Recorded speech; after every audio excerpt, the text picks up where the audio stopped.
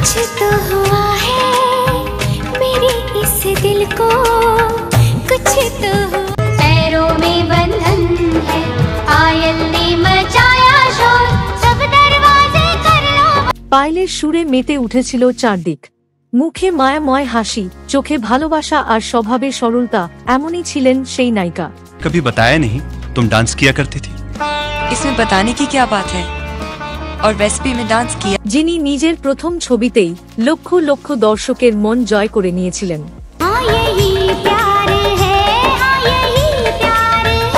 যদিও তিনি খুব বেশি ছবি করেননি, তবু আজও মানুষ তাকে মনে রাখে মোহাব্বতের ছবির জন্য, আর সেই জনপ্রিয় নিমা স্যান্ডাল বিজ্ঞাপনের কারণে। सुनहरा बदन हल्दी चंदन मैं हूं नीमा सैंडल। কিন্তু আপনি কি জানেন, এই অভিনেত্রী বলিউডের বিরুদ্ধে চলা বয়কট কালচার এর বিরুদ্ধে গিয়ে নিজের ক্ষোভ উগরে দিয়েছিলেন। তিনি বলেছিলেন এই ট্রেন্ড কয়েকজন মানুষের সৃষ্টি, যারা বলিউডের সাফল্যে জ্বলছে। এমনকি তিনি একবার বলেছিলেন যে অভিনেতা অক্ষয় কুমার নাকি আওয়ারা পাগল দিওয়ানা ছবির সেটে সহ অভিনেতাদের ঘড়ি চুরি করতেন মজার ছলে, যা শুনে সবাই হতবাক হয়েছিল। कीमत सही मिल जाए तो मुल्क बिक जाते हैं मिस्टर संपत, ये तो आखिर हीरे हैं। आप मिस्टर चौकसी से बात कीजिए। আরও আশ্চর্যের বিষয়, এই অভিনেত্রীকে বিগ বস অনুষ্ঠানে বারবার আমন্ত্রণ জানানো হলেও তিনি দৃঢ়ভাবে তা প্রত্যাখ্যান করেন এবং বলেন, ওই শো আমার পক্ষে সম্ভব নয়, আমি সেখানে 2 দিনও থাকতে পারবো না। তাহলে কে ছিলেন এই নায়িকা? কেন তাকে খুব অল্প সময়ের মধ্যেই বলিউড ছাড়তে হয়েছিল? আজ তিনি কোথায় এবং কি করছেন? চলুন জেনে নেওয়া যাক প্রীতি ঝাঙ্গিয়ানি জীবনের অজানা গল্প। एक बात तुम कान खोल कर सुन लो चंदर, मैं यहाँ लोगों के सामने अपने कपड़े उतारने नहीं आई हूँ। मैं सैया आ गई सारी दुनिया छोड़ के, तेरा बंधन। প্রীতি ঝাঙ্গিয়ানি মুম্বাইয়ের জিডি সুমানি মেমোরিয়াল স্কুল থেকে পড়াশোনা শেষ করে জয় হিন্দু কলেজে ভর্তি হন। কম্পিউটার গ্রাফিক্স নিয়ে পড়তেন। তবে গ্র্যাজুয়েশন শেষ করার আগেই তিনি ছোট্টখাটো মডেলিংয়ের সুযোগ পান এবং সেগুলোতে কাজ করতে শুরু করেন। তার সৌন্দর্য ও আত্মবিশ্বাসের কারণে খুব তাড়াতাড়ি তিনি ইন্ডাস্ট্রির নজরে আসেন। প্রথম দিকে তিনি সাচ বলতা হুঁ গানটিতে কাজ করেন, যদিও গানটি খুব জনপ্রিয় হয়নি। तेरे हाथ में शराब है सच बोलता हूँ। কিন্তু রাজশ্রী প্রোডাকশনের নজরে এসে পড়েন প্রীতি। পরিচালক রাজক বারুণজাত্তা তাঁকে তার নতুন ছবি মোহাব্বতের জন্য নির্বাচন করেন। প্রীতি ও তার বাবা ইয়াশরাজ স্টুডিওতে সাক্ষাৎ করতে যান। তখনও তাঁরা জানতেন না ইয়াশরাজ কত বড় নাম। ছবির শুটিং শুরুর আগে নাচ ও অভিনয়ের বিশেষ প্রশিক্ষণ দেওয়া হয়েছিল।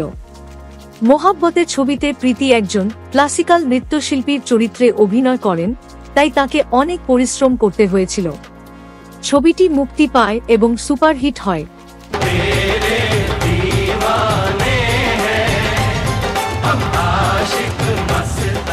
শাহরুখ খান, অমিতাভ বচ্চন, ঐশ্বর্য রায়ের মতো তারকারা আরও জনপ্রিয় হয়ে ওঠেন, আর সাদা শাড়ি ও শিফন ওড়নায় মোড়ানো প্রীতির চরিত্র কিরণ এর সরলতা দর্শকের মনে গভীর ছাপ ফেলে।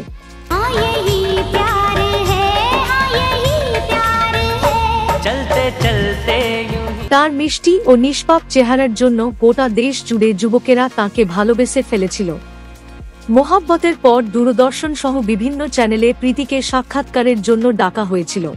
Nobody else could have presented me जिस तरह यशराज ने मुझे प्रेजेंट किया, जिस तरह उन्होंने मुझे ट्रेन किया।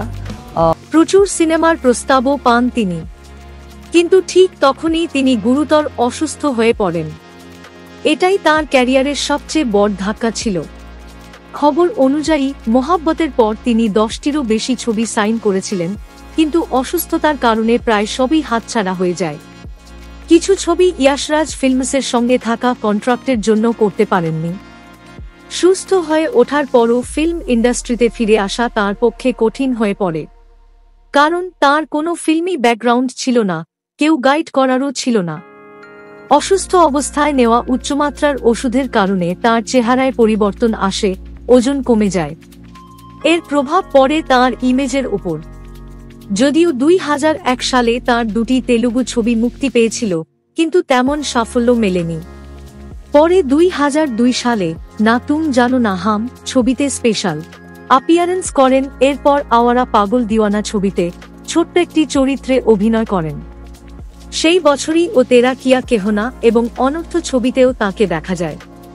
কিন্তু একের পর এক ছবি বক্স অফিসে ব্যর্থ হতে থাকে। 2004 সালে Baaz, a bird in danger ও এলওসি কার্গিল ছবিতে অভিনয় করলেও সেগুলো খুব একটা চলেনি।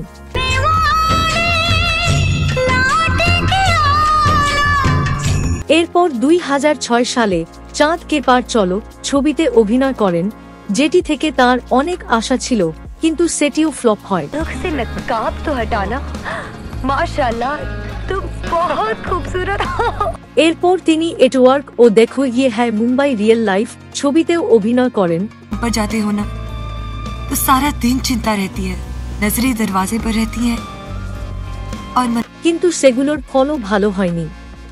এই ধারাবাহিক ব্যর্থতা প্রীতিকে মানসিকভাবে খুব কষ্ট দেয় এবং অবশেষে তিনি সিদ্ধান্ত নেন বলিউডকে বিদায় জানানোর। তিনি এক সাক্ষাৎকারে বলেন, আমার সিনেমা ছেড়ে দেওয়ার ইচ্ছা ছিল না, কিন্তু মোহাব্বতে আমাকে খুব খারাপভাবে টাইপকাস্ট করে দিয়েছিল। সবাই আমাকে কেবল সংসারী দুঃখী বুয়ের চরিত্রেই দেখতে চাইত। পরে প্রীতি ভিরানি, না তুম জানো না হাম, অনর্থ সহ 8টি ভিন্ন ভাষায় কাজ করেছেন, মালায়ালম, তামিল, তেলুগু, কন্নড়, পাঞ্জাবি, বাংলা, রাজস্থানী এবং হিন্দি। পরে তিনি তার স্বামীর সঙ্গে একটি প্রযোজনা সংস্থা শুরু করেন। সঠিক ধান্দে গল্প মানে নামের ছবিটি তাদের ব্যানারে তৈরি হয়েছিল। যদিও ছবিটি বাণিজ্যিকভাবে সফল হয়নি, তবে কয়েকটি আন্তর্জাতিক চলচ্চিত্র উৎসবে প্রদর্শিত হয়েছিল। ব্যক্তিগত জীবনে প্রীতির প্রথম বাগদান হয়েছিল প্রযোজক ফিরোজ নাদিয়াদওয়ালার ভাই মুশতাক খানের সঙ্গে, কিন্তু কিছু কারণে তা ভেঙে যায়। এরপর বিদ লাভ তোমহারা ছবির শুটিংয়ের সময় তিনি অভিনেতা পারভিন দাবাসের প্রেমে পড়েন। দুজনের প্রেম পরিণতি পায় 2008 সালে বিয়েতে। তাঁদের 2 পুত্র সন্তান, রাজবীর ও দেব। প্রীতি বলিউডে চলা বয়কট ট্রেন্ড নিয়ে বলেন, এই ট্রেন্ড বলিউডকে সারা বিশ্বের সামনে ভুলভাবে উপস্থাপন করছে। আমার কোনো ফিল্মি ব্যাকগ্রাউন্ড না থাকলেও আমি এখানে খুব ভালো অভিজ্ঞতা পেয়েছি। এই ট্রেন্ড কেবল তাদের তৈরি যারা বলিউডের প্রতি হিংসুক। অক্ষয় কুমার সম্পর্কে মজার এক ঘটনা উল্লেখ করে প্রীতি বলেছিলেন, আওয়ারা পাগল দিওয়ানা ছবির সেটে অক্ষয় দুষ্টুমি করে সহ অভিনেতাদের ঘড়ি চুরি করতেন, পরে আবার ফেরত দিতেন।